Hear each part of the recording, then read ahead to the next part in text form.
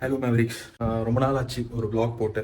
So இன்னைக்கு வந்து இதுவும் ஒரு vlog தான், but not a usual food vlog or travel vlog அந்த மாதிரி இல்லாமல் இது ஒரு டிஃப்ரெண்ட்டான vlog.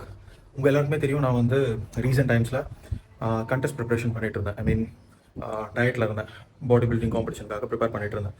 ஸோ இப்போ வந்து நான் இந்த காம்படிஷனுக்கு நான் போகிறேன். ஸோ இந்த vlogல வந்து பார்த்தீங்கன்னா நான் எப்படி ரெடி ஆனேன் அப்படிங்கிறத கவர் பண்ணலை. ஒரு பாடி பில்டிங் காம்படிஷன் எப்படி நடக்கும், ஸோ அதுக்கு எப்படி வந்து அத்லெட்ஸ் வந்து அறிவாங்க அண்ட் அவங்களோட அக்காமடேஷன் எப்படி இருக்கும், ஸோ அந்த காம்படிஷன் ஆக்சுவலி எப்படி நடக்கும், அதில் என்னென்னலாம் ஹேர்டல்ஸ் இருக்குது. ஸோ நிறைய பேர் மூவிஸ்லலாம் வந்து கேள்விப்பட்டிருப்பீங்க, இந்த பாடி பில்டிங் காம்படிஷன் அப்போ அவங்க வந்து ஸ்பூனில் தான் தண்ணி குடிப்பாங்க. ஸோ அதெல்லாம் உண்மையா? சாப்பாட்டில் உப்பு போட மாட்டேன்னு சொல்லுவாங்களே, ஸோ அதெல்லாம் உண்மையா? ஸோ இதை பற்றிலாம் டீட்டெயிலாக இந்த வீடியோவில் நான் சொல்லியிருப்பேன். அண்ட் இந்த வீடியோ கடைசி வரையும் பாருங்கள். இந்த காம்படிஷனில் நான் வின் பண்ணனா இல்லையான்றதை நான் கடைசியில் சொல்லியிருப்பேன். அதை விட ரொம்ப முக்கியமான விஷயம், இந்த காம்படிஷனில் நான் ஒரு பெரிய லெசனை கற்றுக்கிட்டேன். ஸோ அதையும் இந்த வீடியோவில் நான் இன்க்ளூட் பண்ணுறேன். ஸோ வீடியோக்குள்ளே போல வாங்க.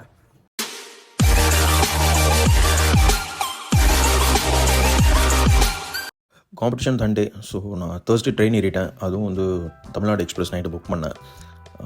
இது வந்து பார்த்திங்கன்னா செகண்ட் ஏசி கோச், கொஞ்சம் ப்ரீமியமாக இருக்கும். ஃபஸ்ட் ஏசியை கம்பேர் பண்ணும்போது கொஞ்சம் லெஸ் ப்ரீமியம், கொஞ்சம் கம்ஃபர்டபுளாகவும் இருக்கும். இதில் வந்து பார்த்திங்கன்னா எனக்கு அப்பர் பர்த்து தான் கிடச்சிது. அண்ட் இதில் வந்து உங்களுக்கு பார்த்திங்கன்னா கொஞ்சம் டாப்பில் வந்து நிறைய அந்த சார்ஜிங் போர்ட்லாம் இருக்கும். ஸோ அண்ட் லைட்டும் கூட இருக்கும், நீங்கள் ரீடிங் லைட்ஸ்லாம். ஸோ கொஞ்சம் கம்ஃபர்டபுளாகவே இருக்கும், அது ப்ராப்ளம் இல்லை. ப்ராப்ளம் என்னென்னா அப்பர் பர்த்து தான்.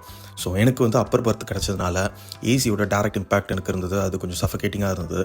ஸோ லோயர் பர்த்தில் எல்லாமே ஓல்டு பீப்புள் தான். ஸோ அவங்க வந்து எந்திரிக்கவே மாட்டேன்றாங்க. நான் மேலேயே தான் படுத்துட்டு இருக்க மாதிரி இருக்குது. இன்றைக்கி நைட்டு டின்னர் வந்து பார்த்திங்கன்னா நான் வீட்டில் பேக் பண்ணிட்டு வந்துட்டேன்.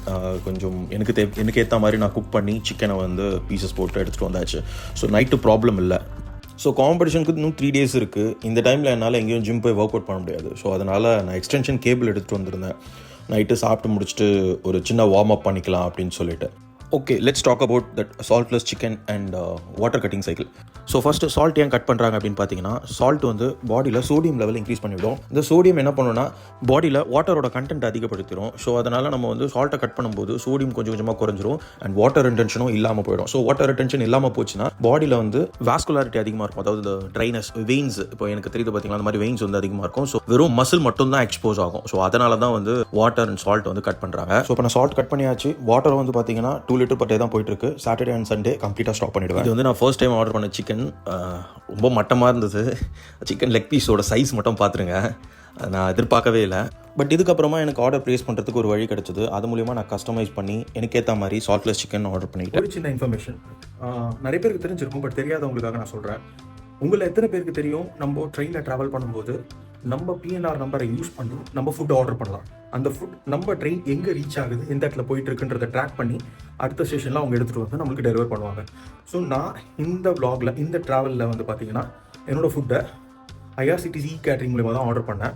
ஸோ அதை நான் மென்ஷன் பண்ணுறேன். ஸோ இதில் நீங்கள் உங்கள் பிஎன்ஆர் நம்பரை என்டர் பண்ணிங்கன்னா உங்களோட ட்ரெயின் இப்போ எந்த ஸ்டேஷனில் இருக்குது, அப்கமிங் மொத்தம் எத்தனை ஸ்டேஷன்ஸ் இருக்குது, எந்த ஸ்டேஷனில் உங்களுக்கு ஃபுட் வேணும் அப்படிங்கிறத நீங்கள் வந்து கஸ்டமைஸ் பண்ணிக்கலாம். நான் ஒரு படி மேலே போயிட்டு எனக்கு வந்து சால்ட்லெஸ் ஃபுட் வேணும் அப்படிங்கிறதுக்காக நான் பிக் பண்ணி ஹோட்டலுக்கு பர்சனலாக கால் பண்ணி அவங்களுக்கு வந்து டீட்டெயில்ஸை ஷேர் பண்ணேன், எனக்கு இந்த மாதிரி குக் பண்ணித்தாங்கன்னு சொல்லிட்டு.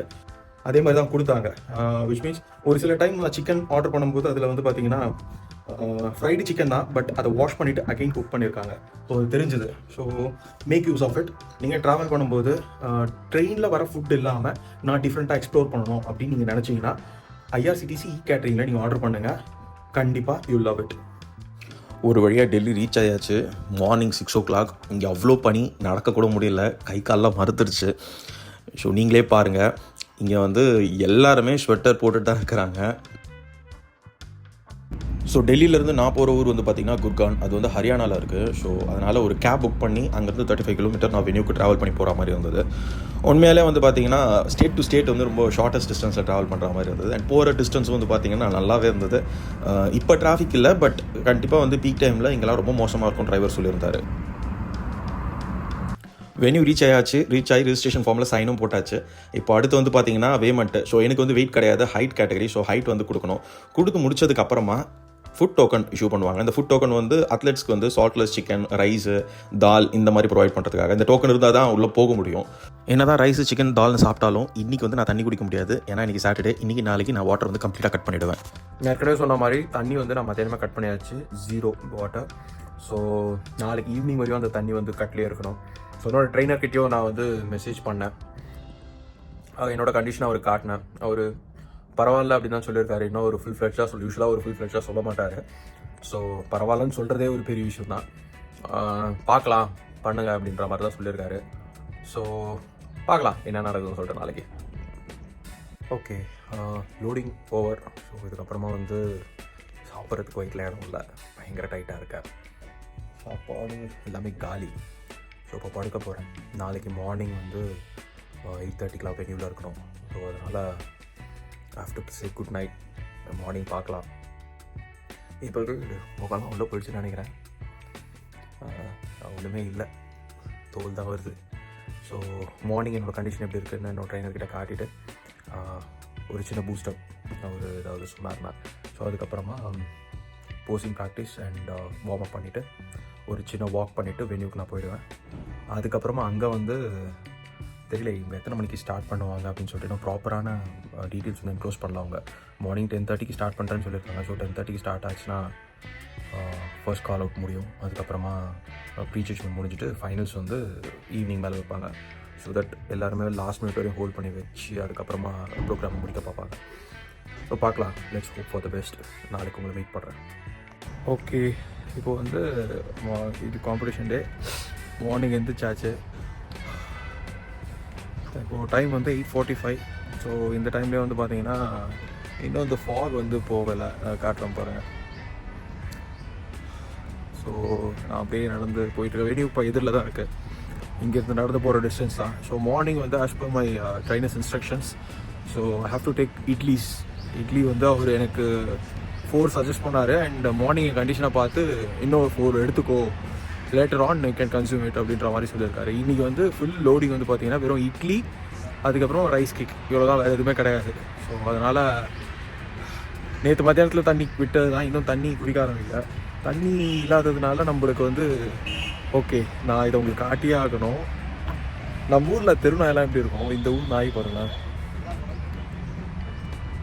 நல்லா கொழு எடுத்துகிட்டு போய் வாங்கலாம் போல. எல்லாம் முட்டை. ஆமாம், ஆக்சுவலி காம்படிஷன் பீப்புளெலாம் வந்து பார்த்தீங்கன்னா எக்கு வந்து எல்லோ சாப்பிட மாட்டாங்க. ஸோ அதை அப்படியே அங்கே வச்சுட்டாங்க. எல்லாம் சாப்பிட்டு பயங்கரமாக இருக்குது. So let's get back to the point. இன்றைக்கி நேற்று மதியானம் தண்ணி விட்டதுனால தண்ணி இல்லைன்னா நம்மளுக்கு மீன் வந்து தாக்கம் எடுக்கும், யூரினரி ப்ராப்ளம் இதெல்லாம் வரும்ன்றதை தாண்டி கிராம்ப் பயங்கரமாக இருக்கும். அது மாதிரி காம்படிஷன் டைமில் நம்ம நிறைய ரிலாக்ஸ் பண்ணும்போது பாடியில் பயங்கரமாக கிராம்ப்ஸ் ஏற்படும். ஸோ நைட்டாக சர்வேவானதே எனக்கு தெரியல, நிறைய கிராம்ஸு. ஸோ உங்களுக்கே தெரியும்ல, லிப்ஸ் எல்லாம் ரொம்ப ட்ரை ஆகிடுச்சு, கையெல்லாம் அப்படியே பயங்கரமாக இழுத்துருச்சு, முகமே மாறிடுச்சு. இன்னும் கூட அந்த இடம்லாம் உள்ளே போயிட்டுருக்கோம், இன்னும் போகும் ஃபுல்லாக அந்த ஸ்கெலிட்டன் ஃபேஸ்ன்னு சொல்லுவாங்கல்ல. ஸோ அந்த மாதிரி பார்க்கலாம். ஓகே, கிளம்புறேன், பார்க்கலாம்.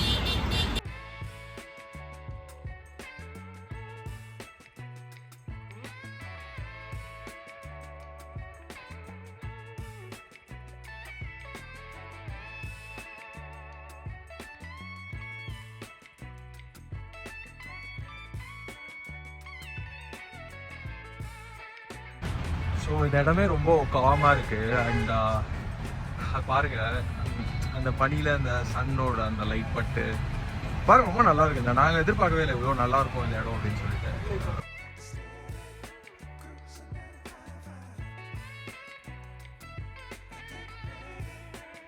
ஸோ ஃபைனலி அங்கே சுற்றி கேம் போகிற ரெஸ்டாரண்ட்.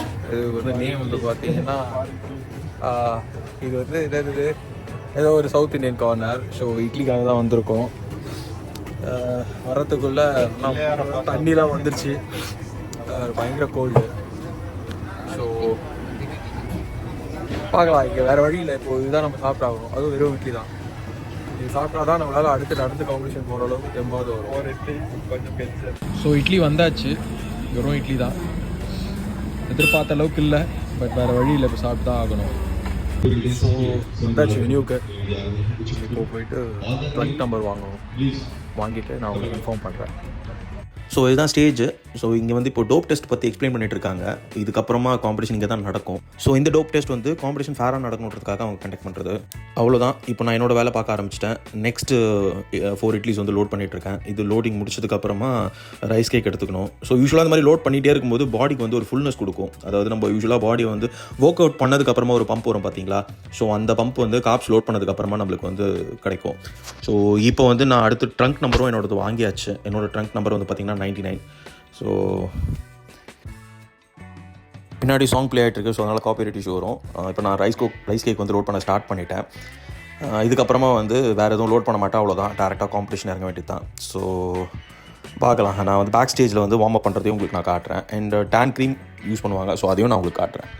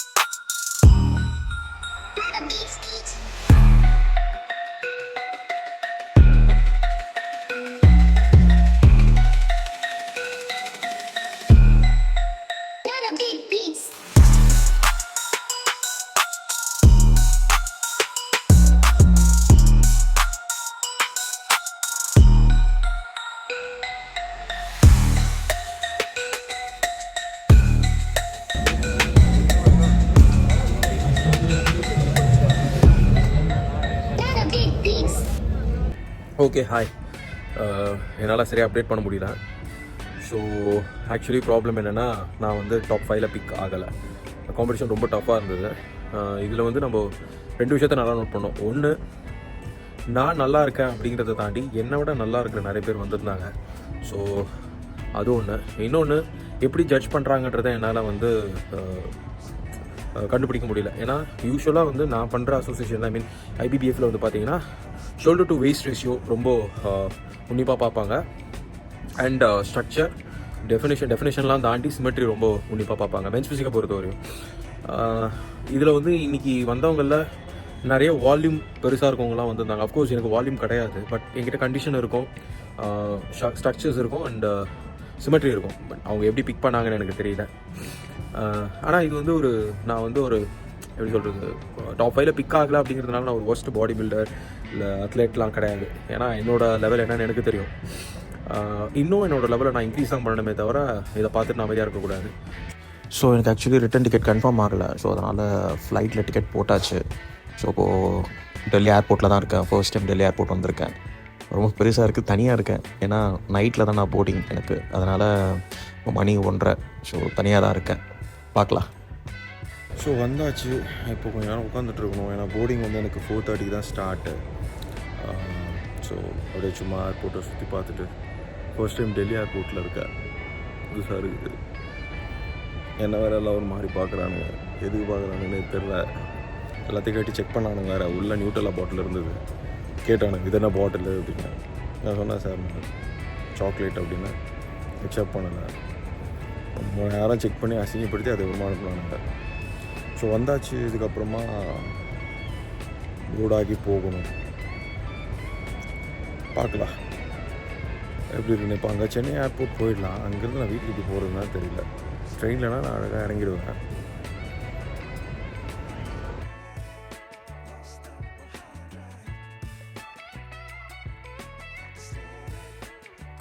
ஸோ ஆசைக்கு ஒரு பீட்சா வாங்கினேன், சீஸ் பர்ஸ்ட். சாப்பிட்டே ஆகணும் அப்படின்னு சொல்லிட்டு ஏர்போர்ட்டில். எனக்கு அந்த கிரேவிங்ஸை கண்ட்ரோல் பண்ண முடியல. சாப்பிட்டு முடிச்சாச்சு. இப்போது என்னோடய கேட்டுக்கு நான் வந்து நடந்து போயிட்டுருக்கேன். உண்மையிலே ரொம்ப தனியாக இருந்தேன் நான். ஏன்னா யாருமே இல்லை. மேபி நைட் டைம் தான் ஃபர்ஸ்ட் டைம் நான் வரேன் நான். அதனால் ஒரு மாதிரி தனியாக இருக்குது. என்னோடய கேட் வந்து பார்த்தீங்கன்னா கேட் நம்பர் 10. ஸோ நாங்கள் போயிட்டு கொஞ்சம் நேரம் உட்காந்துட்டு போர்டிங் ஸ்டார்ட் ஆகும்போது கிளம்புற மாதிரி தான் இருக்கும். பார்க்கலாம். அவ்வளோதான், விளாக் முடிஞ்சது. ஏற்கனவே சொன்ன மாதிரி இந்த காம்படிஷனில் நான் ஆக்சுவலி வந்து என்னால் டாப் ஆர்டரில் ப்ளேஸ் பண்ண முடியல. பட் நான் கற்றுக்கிட்ட லெசன் என்னென்னா, யாருமே அண்டர் எஸ்டிமேட் பண்ண முடியாது. ஸோ நான் ஸ்டார்டிங்லேயே வந்து நம்ம போனால் அப்படின்னு நான் நினைக்காம, அஃப்கோர்ஸ் நான் ஒரு டைம் வின் பண்ண மாதிரி இந்த வாட்டி ஒரு சின்ன பையன் ரெடி ஆகிட்டு வந்திருக்கலாம். ஸோ அவன் என்னை விட அதிகமாக எஃபோர்ட் போட்டிருக்கலாம். ஸோ நான் எஃபோர்ட் போடலைன்னு நான் சொல்ல வரல, என்னை விட அதிகமாக ஒரு படி மேலே அவனோட எஃபோர்ட் இருந்திருக்கலாம். ஸோ அதனால் அவங்க வந்து ப்ளேஸ் ஆகிருக்கலாம், நான் ப்ளேஸ் ஆகாமல் இருந்திருக்கலாம். அதுக்காக நான் போட்ட எஃபோர்ட் வந்து வீண் ஆகுமான்னு கேட்டால் கிடையாது. அப்கமிங் நிறைய காம்படிஷன்ஸ் இருக்குது. ஸோ அது எல்லாத்தையுமே நான் கவர் பண்ணுறேன். அப்கமிங்கில் வந்து காம்படிஷன் சம்மந்தமான வீடியோஸ் நான் வந்து போடுறேன். ஸோ அந்த வீடியோவோட அப்ரிசியேஷனை பொறுத்து பாடி பில்டிங் சம்மந்தமான கோரிஸ்கோ அது சம்மந்தமான இன்ஃபர்மேஷன்ஸ்க்கு வந்து நான் வந்து அது சம்மந்தமான இன்ஃபர்மேஷன்ஸை நான் உங்ககிட்ட கண்டிப்பாக ஷேர் பண்ணுறேன். மறக்காம டிக்கெட் மேவரிக்ஸ்க்கு சப்ஸ்கிரைப் பண்ணுங்கள். இன்னொரு வீடியோவில் உங்களை பார்க்குறேன்.